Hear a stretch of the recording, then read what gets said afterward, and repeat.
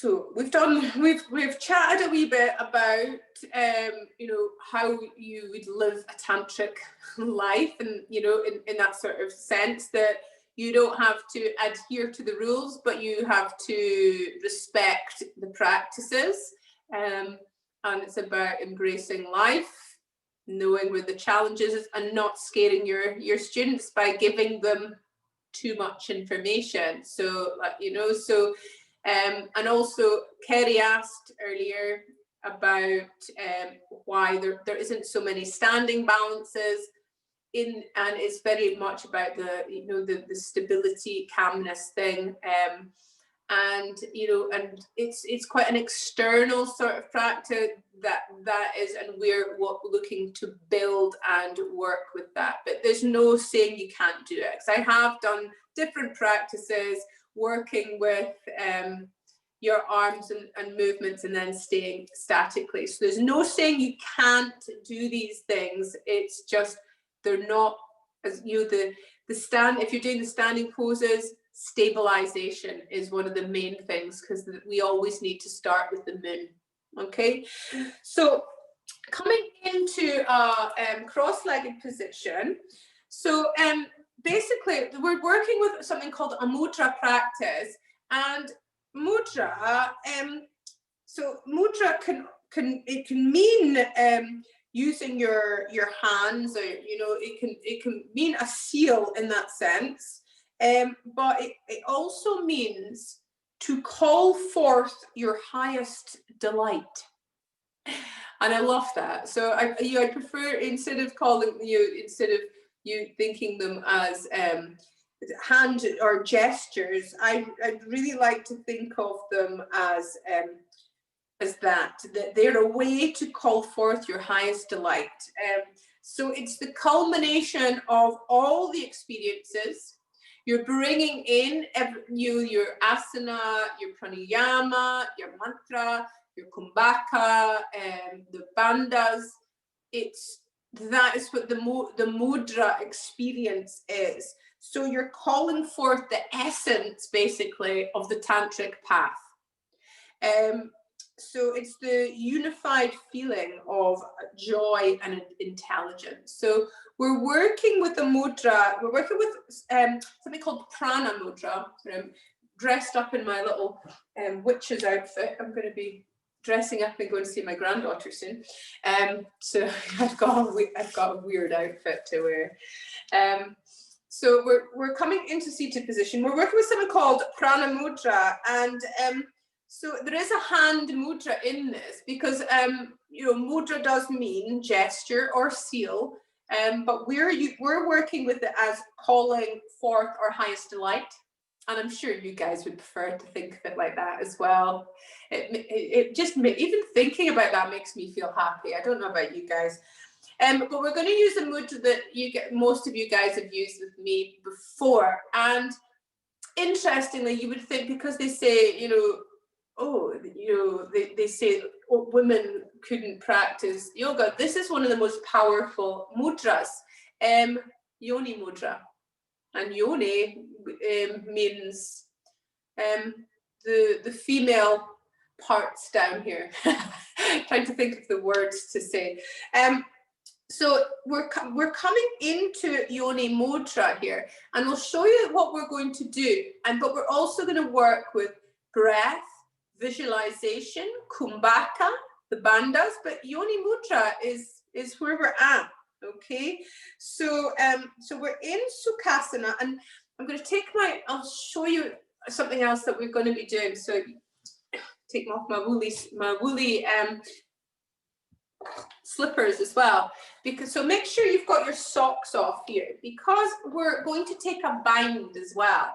So we're taking a bind with our toes. So you're coming into sukhasana, and you're going to take a bind with your peace fingers around your toes. So they're round, okay, and that is where you can actually cross a bit further if you like. Make sure you've got this bind here, and that is what we're going to do when we're going to be folding forwards taking a bind with our big toes.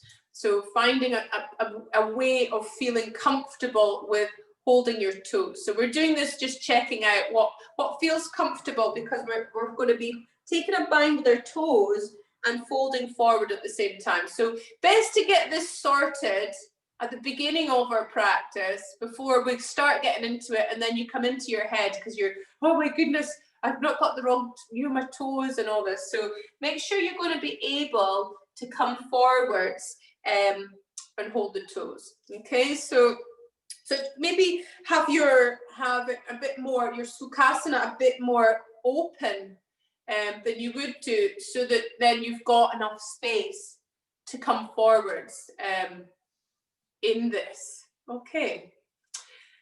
So what we're going to do is you're going to start off. So this, like binding the toes with the peace fingers, it's an extra layer of containment. So it's a good one to do. That could be brought into your teaching practices. You get your students to hold their big toes and fold forwards, because it's just sealing in. It's a seal. This is the Mudra practice. Oh, still got my specs on, looking like the two Ronnies here. Okay, so take your hands onto your thighs, shoulders back and down. We're just going to smooth out the breath, get the breath all settled. And then we're going to work with Kapalabhati, just to clear any remnants of stuff we're holding on to. Okay, so working with Kapalabhati for a wee while here.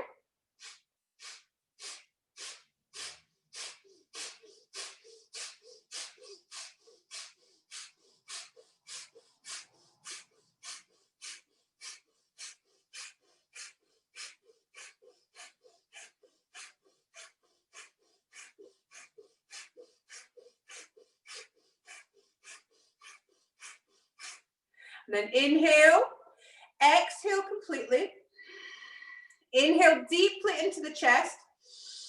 Hold the breath, kumbhaka, hold onto the toes, hold the breath in, hold, and folding forwards, engage the bandhas, and you're going to feel the mantra Om as a pulsation from the root chakra.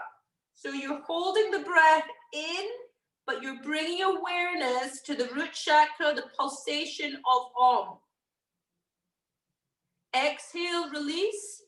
Inhaling to come up, feeling the prana that you might have made at that point. And then we're going to change the cross of the legs.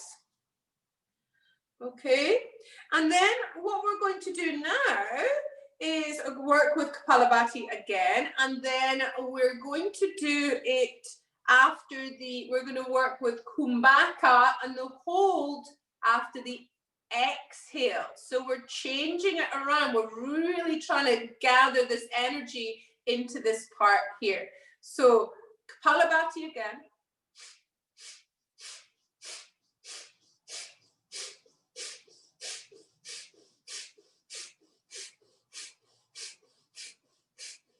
Inhale. Exhale deeply. Breath held out. Hold the toes. Kumbhaka. Engage the bandhas. Feel the pulse of Om in your root chakra.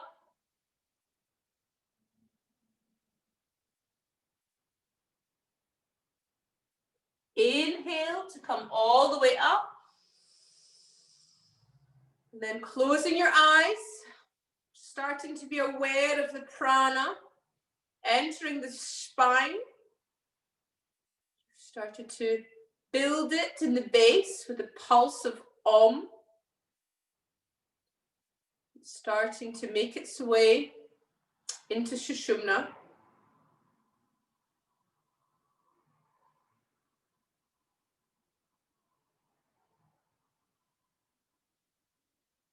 Okay, so this is quite a powerful mudra. We're working with it's called Prana Mudra, and we're working with Yoni, the Yoni Mudra here. We're working with Kumbhaka. We're working with the bandhas, and so it's you make sure you've got your hips raised, so you're going to be comfortable. You can change the cross of your legs right now. Make sure you're going to be comfortable here. So we're working with, I'll demonstrate first of all. So basically you're starting in Yoni Mudra, and then you're going to inhale up, and as you keep coming up to the heart center, your thumbs are coming apart, so then you're taking your hands up to the eyebrow center, engage the bandhas, kumbhaka, and it's as if you're taking out to the universe. And then you're releasing, exhaling, bringing the mudra all the way down through the chakras into Yoni Mudra.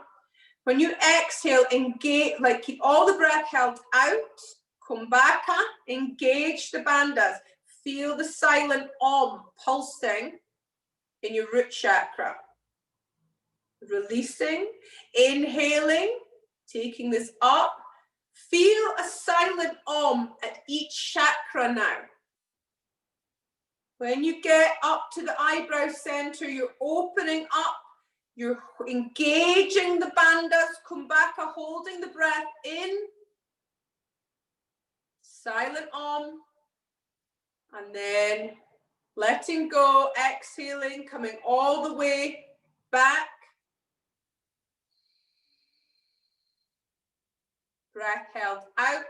Kumbhaka, feel that silent Om pulsing the root of your spine. Release. So keep working with this yourself, finding your rhythm, and be very, very aware of the silent Om vibration at each chakra as you pass it, and then be aware of the silent Om out to the universe, and kumbhaka as you hold the inhale.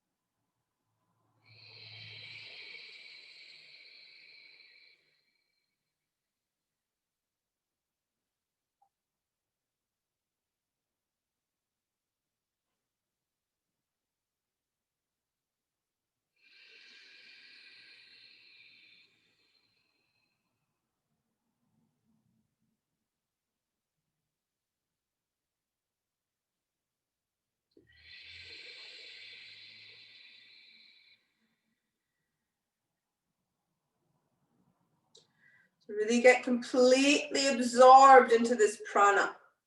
Being aware of the silent Om at each chakra.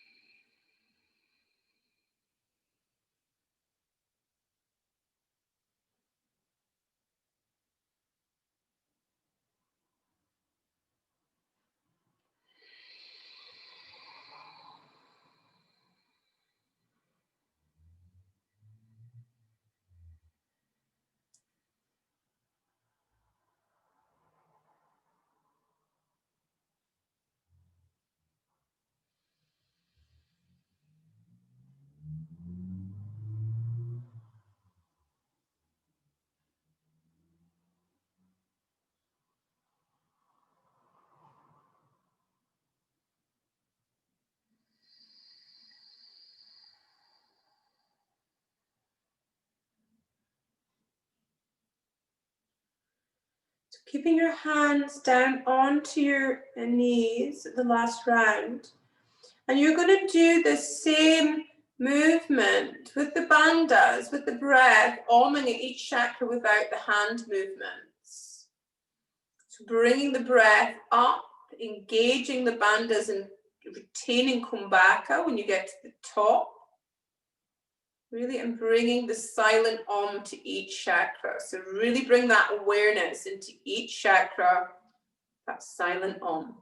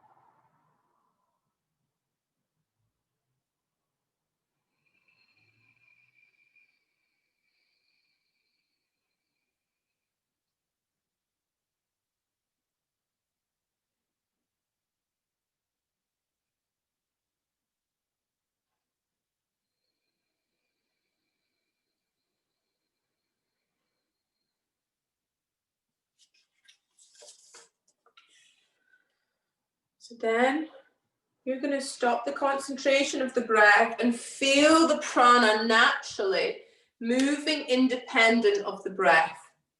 So feeling the pulse of prana, moving with the silent Oms through the chakras, through the body, the waves of healing and intelligence and the joy pulsating through your spine. So this is called spanda, primordial impulse behind all creation. So be aware of the singular pulsation in your heart, emanating from all directions. So bring the prana you've created, bring it into your heart, into just this singular pulsation. Feel it reach out in all directions. So this is the source of all mantras. This anahata nada. Start to feel your own mantra unfolding effortlessly. Feel the awareness, the the sensation of your own mantra unfolding. Wave upon wave, effortlessly unfolding from your heart. And if you find that you don't have a mantra, there's not a mantra coming to you, try to intuitively listen to your inner teacher. Feel if there's a sound, there's a vibration coming to you.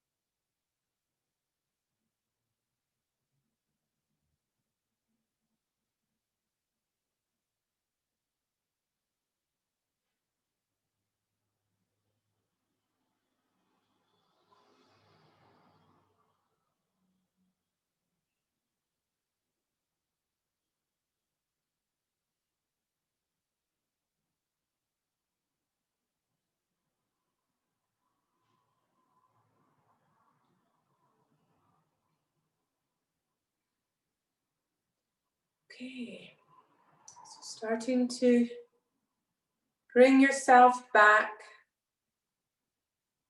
You're aware of where you're sitting.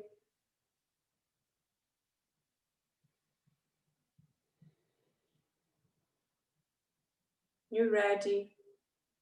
You can open your eyes. Okay, so what I was saying earlier about how if I told you at the beginning that you're going to be looking for your own personal mantra, you would I know I would, I'd be like, oh, I need to look into this. I need to investigate this further and analyze it and figure out the best one for me. And then you'll try and find information from everyone everywhere to find out what the best mantra would be. But I didn't want you to do that. I wanted you to feel something, and maybe something to naturally unfold, because that's the way that mantras really are. They're already inside you. They're already vibrating there. So they shouldn't be thought of in a sense like that. So I'm going to switch off record, but then we're going to keep going, because I want you guys to share your mantras if you did have one, and if you didn't have one, share that too. We're going to go further, but because it's personal, I'm not going to record this little part here, because I want to respect your privacy. Okay, so let's stop the recording.